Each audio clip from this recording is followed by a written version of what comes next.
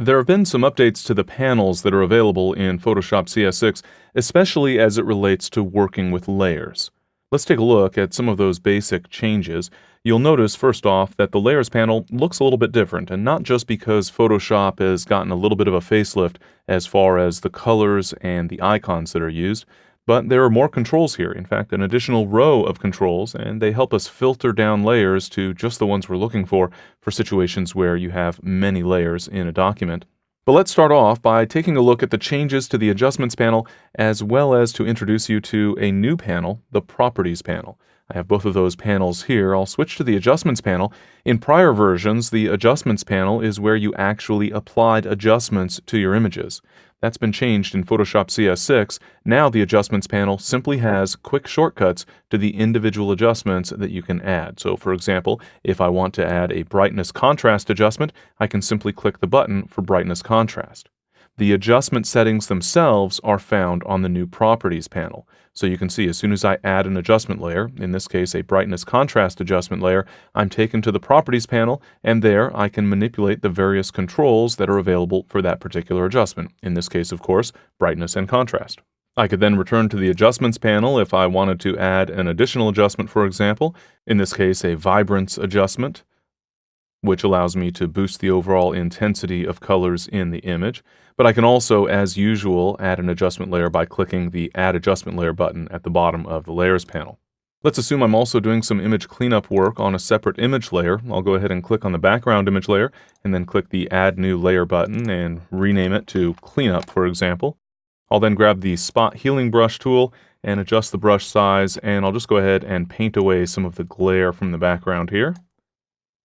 There we go, that looks a little bit better. I'll clean that up just a little bit, and we'll call that good enough for now. But now I have a couple of image layers and a couple of adjustment layers.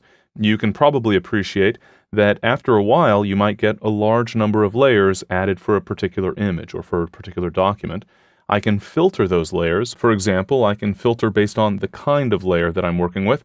I can choose to filter only image layers, for example, or I can also see adjustment layers, or adjustment layers without seeing image layers, as well as type layers, vector layers, and smart objects. At any time, I can turn the filter off or on using the switch at the top right of the Layers panel. In addition to filtering by the kind of layer, I can also filter by name. So for example, if I'm looking for my cleanup layer and can't seem to find it, I can simply type cleanup and I'll see only the layer that matches that text. In addition, I can filter based on layer effects that have been applied, by mode, in other words, the blend mode that has been assigned to a particular layer, as well as the attributes of the layer, whether they're visible, whether the layer is empty, has a layer mask attached to it, etc.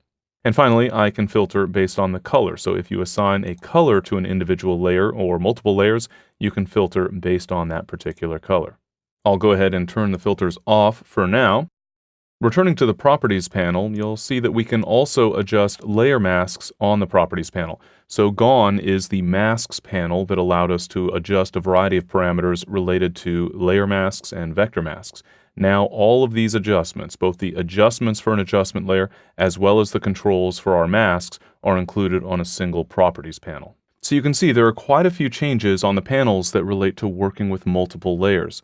It might take you just a little bit of time to get accustomed to these changes, but I think once you do, you'll find that it actually represents a little bit better organization of the various controls that you need to work with while optimizing your images.